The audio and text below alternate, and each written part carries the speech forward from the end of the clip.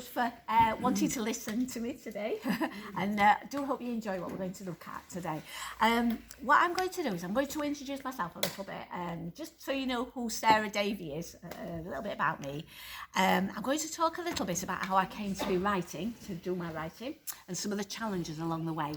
And then I'm going to, if anyone wants to ask any questions at the end of that, please feel free to do that. I'm really happy to answer questions. And then I'm going to read rather than traditional Bible study, I'm going to read a chapter from my newest book called Women Who Met Jesus, which is all based on the Bible, okay? It's all based on biblical characters, biblical women who actually had an encounter with Jesus. So it's I'll be able to show you the biblical passage it comes from as well, if you need to know, so you can then go away and read it from the original. Because obviously in a book like this, I've used my imagination a little bit as well. So it's always best to go back to the text to read it in its proper context, yeah? So that's how we're going to look at that. And then if we do have time, I've got a little bit of an activity called Every Woman Has Got a Story, okay? Every woman has a story, not just these women in this book, the women in the Bible, but every one of us has a story. And I'm going to show, if we have time to do that, we'll have a little bit of a chat about that. Does that work for everyone? Does that sound good? Right. So who is Sarah Davey? So first of all, in my day job, I work for Barnsley Council as a community development officer, and I work in the central area team, and I work particularly with vulnerable and marginalised people and groups. So the idea behind my role is to go out and try and encourage groups who work with people who are marginalised and vulnerable, trying to build their, help them develop, to grow, to become more sustainable, to get funding, and that kind of thing. But I then also work with individuals who might feel vulnerable in some way. So I work with a lot of people who are have mental health issues. I work with people who've got long-term physical disabilities. I work with people who are long-term unemployed. And I work with a lot of people who are just very, very low in confidence. So that's kind of what I do in my day job. And I run programs like Stepping Stones Micro Volunteering, where we do a bit of micro volunteering and then have coffee and cake. And then I run something called Coffee, Cake and Confidence, which I'm running in partnership actually with Gateway Church at the Gateway Hub at the moment, and also with Social Prescribing. And that's a program where we look at building confidence in people and with different activities. And then I run, wait for it, Coffee, Cake and Community, which is based at Worsborough Library. There's a theme goes off here, yeah. And that's an activity group, a social activity group that's run from there, and I support volunteers in running that. I do lots more as well, but that's kind of my day job, and it does. The reason I've mentioned is it fits with everything else I do as well. Okay. So Sarah Davey, the person apart from the job, okay? So I'm a Christian. That's the most important thing about me. I'm a Christian, and I've been a Christian since I was a young person at university, when I got saved at university. And from there on, my whole life has actually been about, I want Jesus to be at the centre of my life in everything I do, in everything, in every area of my life. This has not been without its challenges, okay? I've had challenges in life, okay? But I always want Jesus to be the centre of everything I do. So that's the most important thing about me. I'm part of Hope House Church, which is Wellington Street and Blucher Street. I went there for 4 weeks and ended up staying 18 years. So I've been going quite a while. I volunteer there as a youth worker in the youth work team. I've been doing that for over 10 years. And I've recently started running a Connect group as well in churches for adults. So I'm really enjoying that. That's been a new thing. And I've really loved stepping into that. I'm really, really enjoying that. So that's kind of what I'm involved in church. Sarah Davey, the person apart from church and apart from from work. So I am single, but I am divorced as well. I unfortunately went through a divorce. I had a really difficult situation. And that's not been easy. But I live very happily with my cat called Rosie in a small terraced house overlooking a wonderful park in Barnsley, and I'm very, very happy there. So that's great. That's me. I've got parents who are elderly now and live in Sheffield, so I support them a lot. I'm over there quite a lot as well, supporting them. My hobbies are writing, as you've probably gathered, but I also write songs. I'm part of something called Kingdom Consortium, which Pat might at some day tell you a little bit more about, which is all basically about Christians with, I'll leave that for you. I'll leave that for you at another time later. So, and I love to dance. That's one of the things. I run something called the Dance Well, which is all about dancing for well-being, but has a Christian connection as well. It has basically it's all Christian music, and the word of God never goes out and returns empty. That's my theory on all that, and it's the truth of the Bible. And what else do I do, Pat? I do drama. I like drama, performing arts, anything like that. So that's kind of me as in terms of my hobbies and things I like. So I'm sure you haven't got any questions so far. Yes, where do you have your Oh, you dance have got a classes? question. Dance classes sound great. Where do you run them? Where do you do the dance classes? Well, so this is the interesting thing. The Dance Well has been, it was a concept about 6 years ago, and it's taken a long time to get going. It had a couple of trials, then we had COVID, then it all shut down for 2 years, then it started up again, and then I broke my wrist when I went ice skating with the youth, and then it stopped for a bit, and then I got going again, then it broke my ankle, so it stopped for a bit longer. Anyway, it started up again now, so I'm having one actually here in this building. I'm going to have the first one for a while in this building on, Ronnie, do you know? It's not this Thursday coming, it's the Thursday after at 10 o'clock. So if anyone's interested in coming, let me know, and you're very welcome to it. Yeah. So it's come and experience it. Pat's experienced it. She'll tell you about. Keep fit dancing then? Sorry. What is it? What kind of dancing? So this is basically it's a bit of everything. So it's dancing for well-being, and I teach. It's very simple. Keep it really, really simple so everybody feels they can have a go with it. It's not about performance, and it's not about being good at it or anything like that. It's just having fun and feeling good, enjoying the company and having a laugh, basically. So I do, there's sometimes, the one I'm going to be doing next Thursday involves a bit of like pop rock dancing, a little bit of, what else have I got down? I think I've got a salsa down, little tiny bit of salsa. I've got a hip hop, and I've got a modern ballet, okay? So, and you're thinking, what? But don't worry, it's not as posh as it sounds. It's not as scary as it sounds. It's all, isn't it, Pat? It's for less stress. Less stress. Yeah. Time out, you called it, isn't it? It's like time out. So you have a busy schedule or something going off in your life, and you think, just need a bit of time out from that. It kind of, that's part of its How long will it go on? 3 hours. It goes on. It's an hour and a half. You can go. An hour and a half-ish. Because it's coming Thursday. Not this coming Thursday, the one after. Thursday. Oh. If you talk to Bonnie, she'll let me. She'll know after this Thursday. She'll know. I'd just like to say, Cake, Coffee and Confidence course is very good. Josh has been to it, and I come to it. It's very interesting. Thank you, Bonnie. Really enjoying it. And it's down to the fact that the people who come really and how you engage, and everyone's so good, everyone's brilliant, everyone has a go with stuff, and so thank you for coming, thank you for saying that. Where is that run from? That is on the last one of that for now is this Thursday, but we will be starting another programme on it, not the week after when the Dance Well is, but the week after that. It's here as part of If you talk to Steph, do you know Steph? Steph runs the Or hub. talk to me, I'll answer your questions. Or talk to Bonnie, who understands it because she's been through it. What is Stepping Stones? I've heard of it. Stepping Stones is a micro-volunteering project. We go and do on a Tuesday, and we go and do all sorts of things from gardening to cleaning children's toys to putting up garden furniture to doing all sorts of little tasks in the community. Yeah. So I can. Stepping Stones must be Stepping with Stone. mental health. It's not to do with mental health, but it does help and benefit mental health. Yeah, because once you're doing things, volunteering, getting on. It, Yeah. I didn't know what it entails. Stepping So it's basically volunteering. Yeah, on little tasks.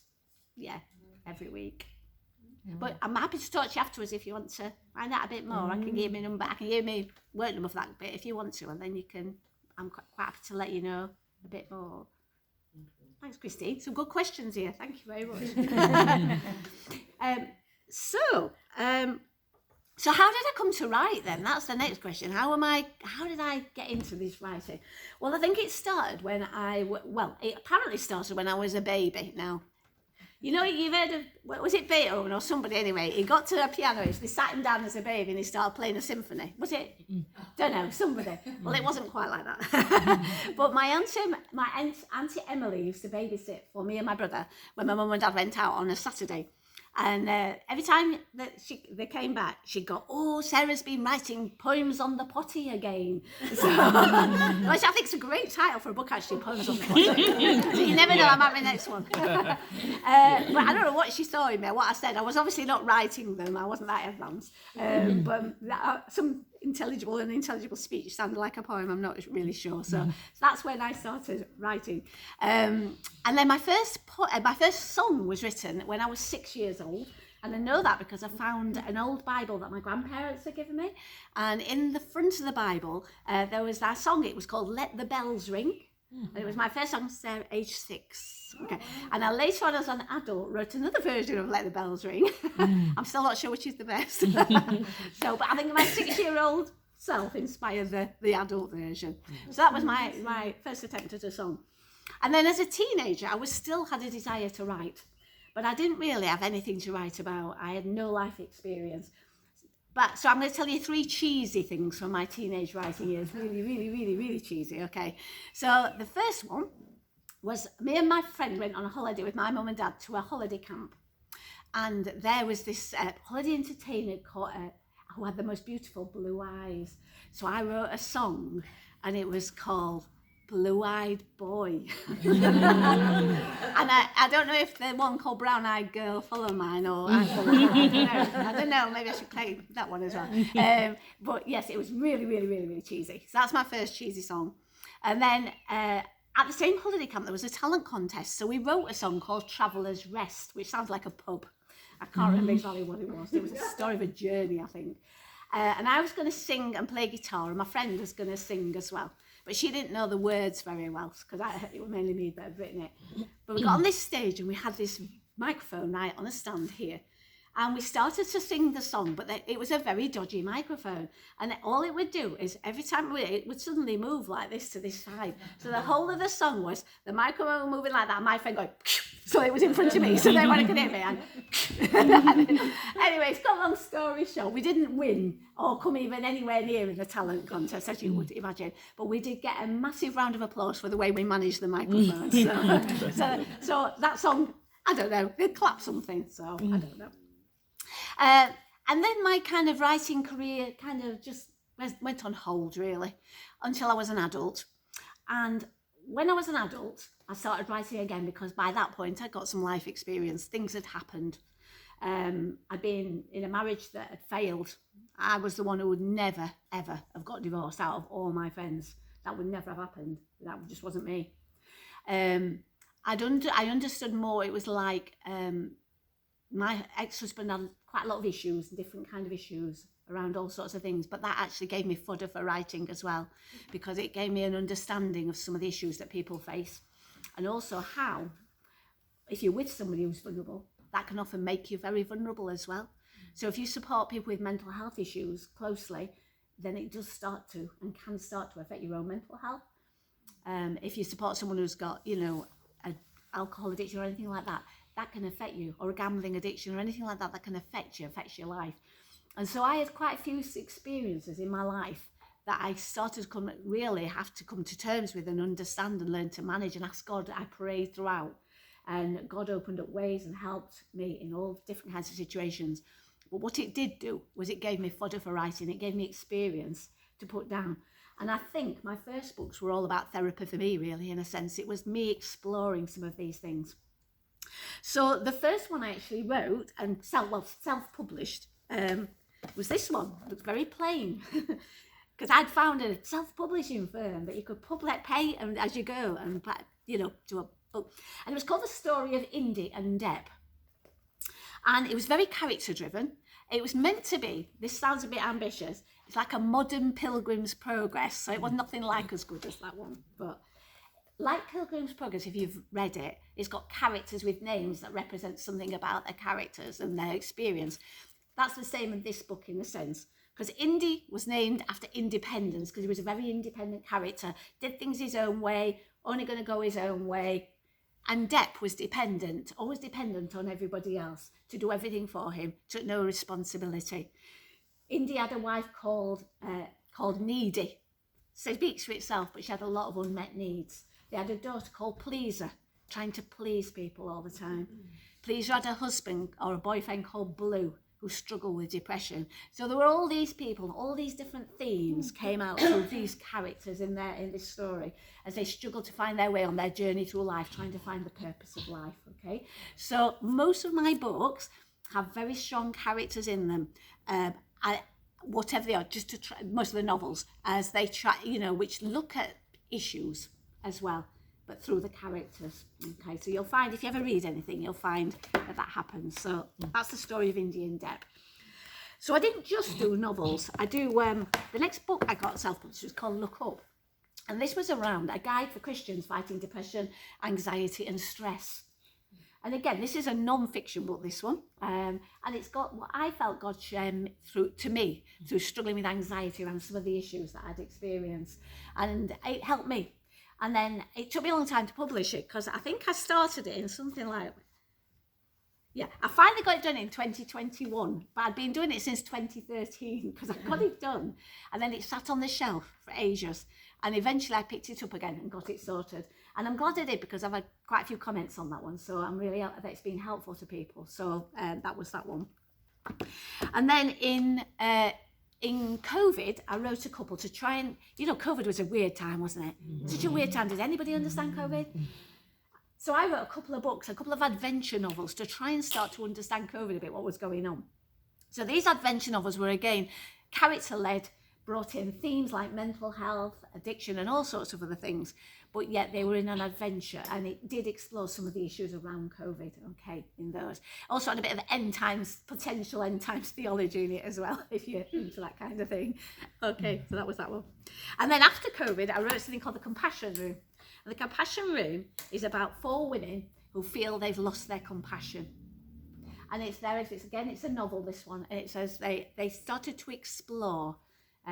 They came through an adventure in a sense where they found their compassion again. But you'd have to read it for me to tell you anymore. Okay. And then finally, I've got this one, which is the latest one, Women Who Met Jesus, which I'm going to read from in a few moments.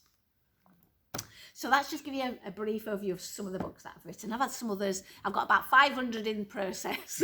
My laptop has gone, it's like fold out a folder, things like, I had no time to do it, but that's another story. So has anybody got any questions at this point? Yes. Oh, wow. Where can we get your books? Sorry. Where can we get Where can you get it? So I self-publish and I order on demand. So if anybody wants a copy of anything, I can order it for you. Yeah. And I can tell you the price and everything. I don't make any money from the books. What I do, I just get charged for the cost of printing and postage or delivery or whatever. So, yeah, nobody got any questions so far? Okay. So, yes. Just wanted to know who can read your book. Is it what age? Right, so it's adult, the audience, yeah. But anyone can read, can read them. I'd say an adult though, for most of them, yeah. I think Zygon could probably go for teenage, which you could probably do it for teenagers, older teenagers. That's the one at COVID ones, yeah. How many books have you written then? Quite a lot. I mean, I was trying to, I've written about 10, I would think, altogether. Yeah. I've not brought all of them. I write with sources as well. So I write with source things as well. So, and there's others that, like I said, I'm working on. Right. Do you teach people? Last question? Do you teach people to write? Sorry? Do you coach people to write? Do I coach people? I don't coach people to write. No, not at the moment. Though I am a life coach, so I could develop it if I get that in there somehow. Pat does some of that sort of thing, don't you? Yeah. So she would be quite a good person. Well, she's a very good person to talk to about that. Yeah. I would do a lot of things if I had time. One of my biggest challenges with all of it is time with writing. That's one of the biggest challenges. Because I am really busy. I'm looking after my family. I'm looking after my cat. I'm working more or less full time. I'm doing all this stuff at church. It is rush, like, and how do I find time to write? And I think one of the things that I felt God has shown me is just write what you can when you can.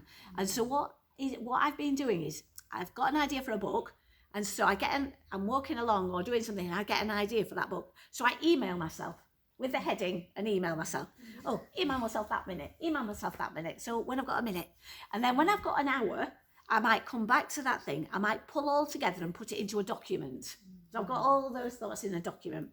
And then when I've got another hour, I might try and think, oh, that goes with that, and that goes with that, and that goes with that. And that starts to form my chapters. And then eventually, when I've got a bit more than an hour, I might start to sort of write it properly and things like that. So that's what I've been doing recently. So with this one, that's exactly what happened with this book. I knew that I wanted to write a book which was like a blog. It kind of blogs, very short, like blogs about it. And so I would do that and then finally I pulled it all together. That's one of my biggest challenges this time. My other challenge, by the way, is rejection, the fear of rejection. And I want to share this one because it actually involves something of Gateway Church. So I'm going to, in a positive way, so I'm going to explain. But when I first published this one, Story of Indian Debt, I was so excited. It was the first ever book I'd published.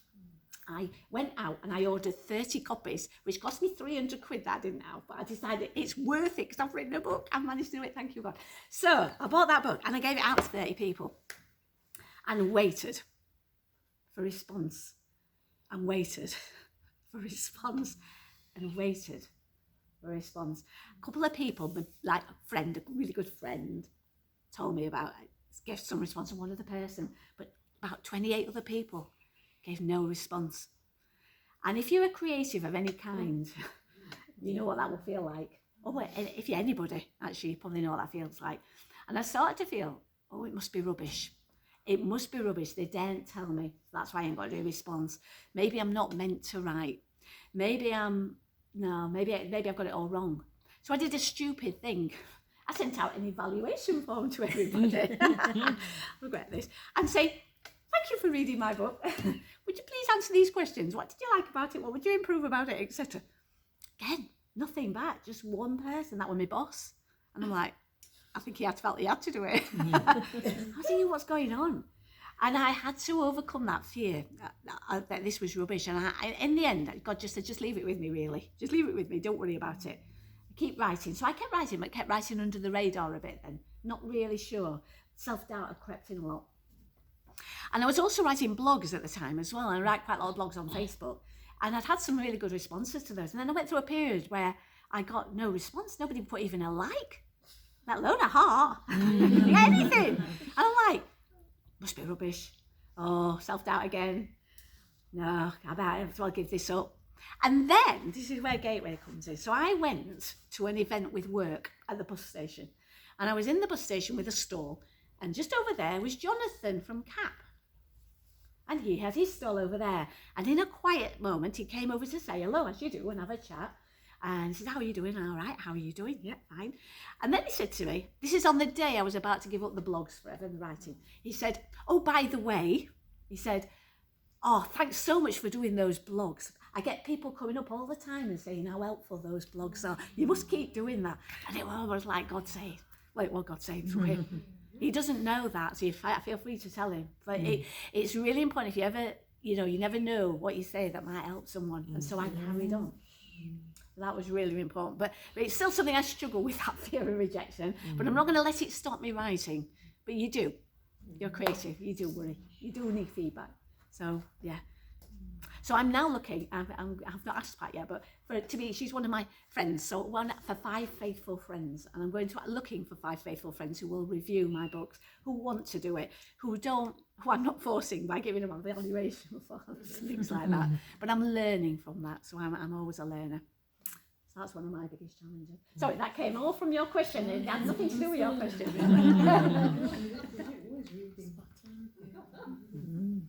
Right, what time are we on? Let's have a look at the time we're on and we'll see what we've got time for.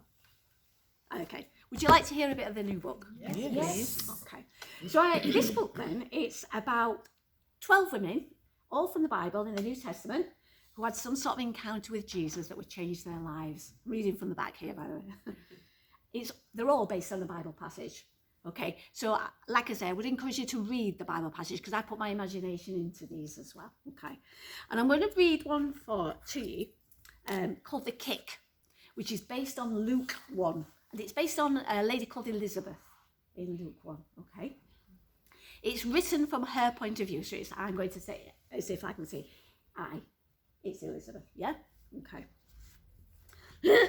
Excuse me. It is nearly 6 months since I got the news. Pregnant! An unbelievable miracle. It's not as if I'm of childbearing age, middle age more like. Even when I was younger, we failed time and time again to have a child. Both my husband Zechariah and me had humanly almost given up hope. Until the angel.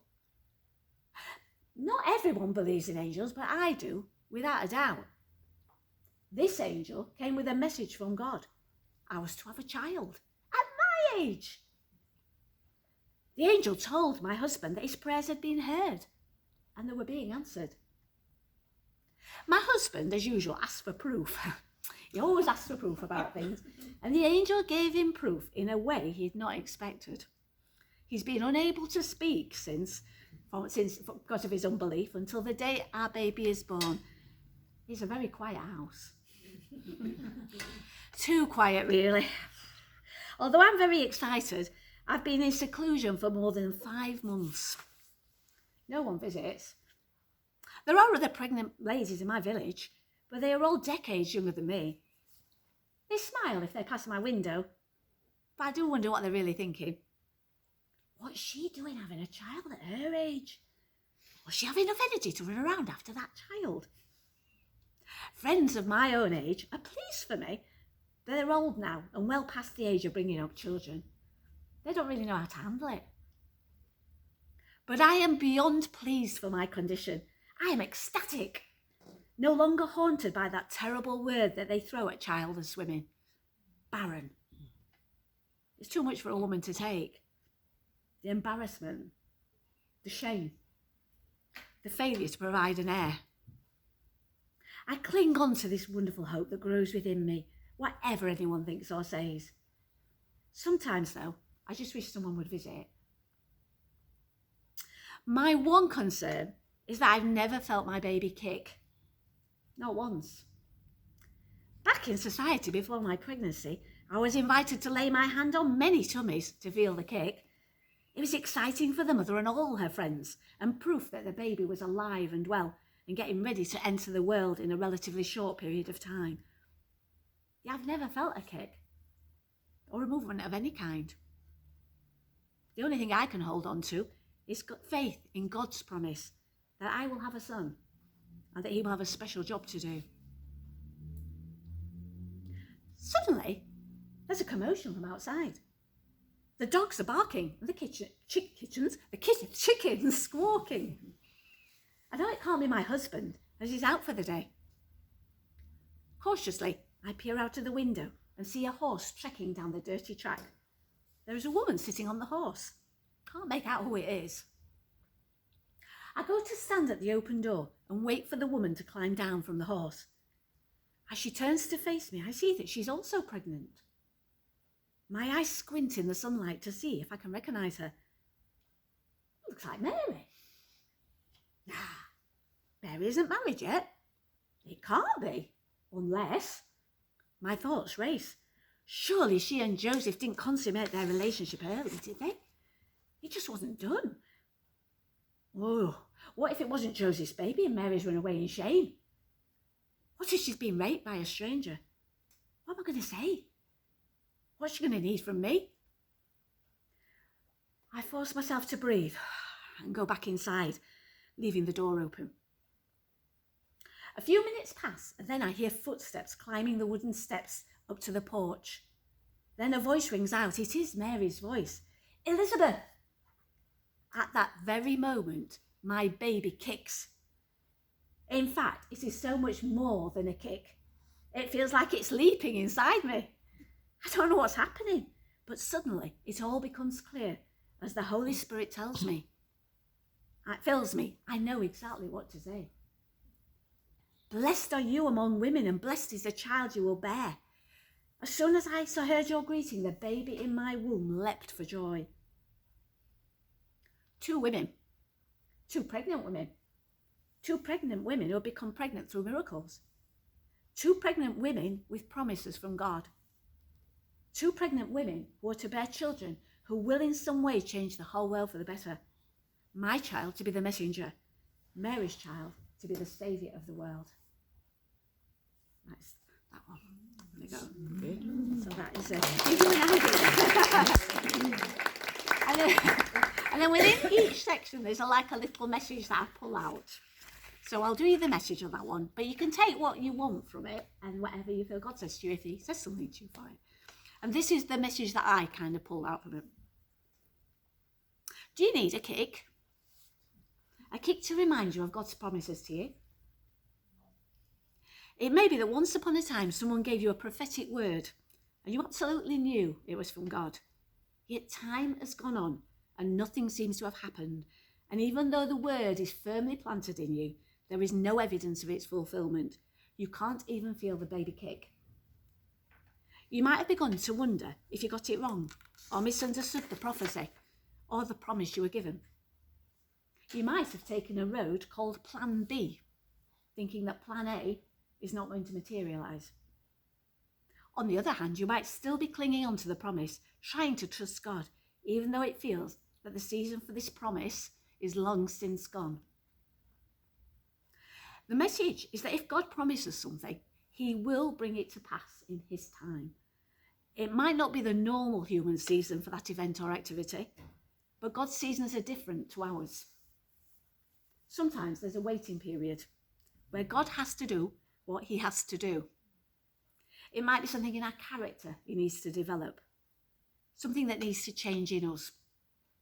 It might be that the plan relies on the involvement of another person who's not yet ready. Circumstances might just not be lined up. It does not mean that God has forgotten his promise. Get ready.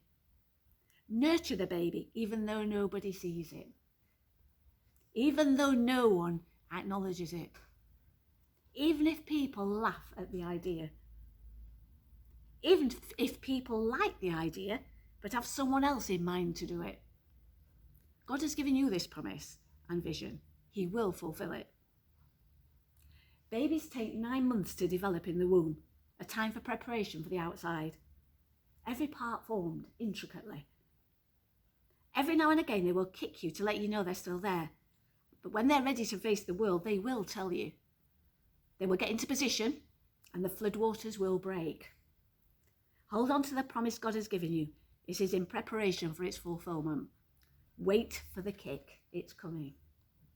There you go. So that gives you a feel of the book. So each one is a different chapter, a different woman with a different message that I pull out of it. But like I say, you can pull out what you want from that. Very good. Okay. Yeah. Now I don't. Anybody got any more questions at this point? How many minutes have we got? Oh, we've only got 5 minutes. I think it's about time, isn't it? So we'll leave the other thing for now then. Yeah.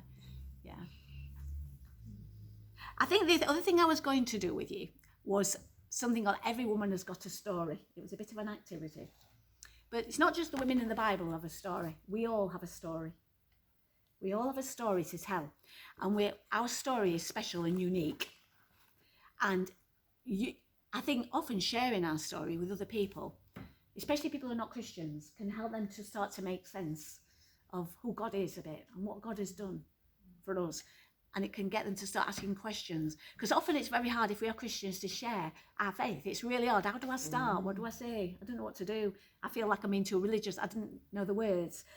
But no one can argue with your personal story. So if you're in a situation where you're among non-Christians, you want to share with your non-Christian family or friends, try to think about your story. What has God done for you through your story? How did you meet Jesus? What did he say to you? What did he do for you exactly? And then share that story, because no one can argue with your story. So, I'll shut up now.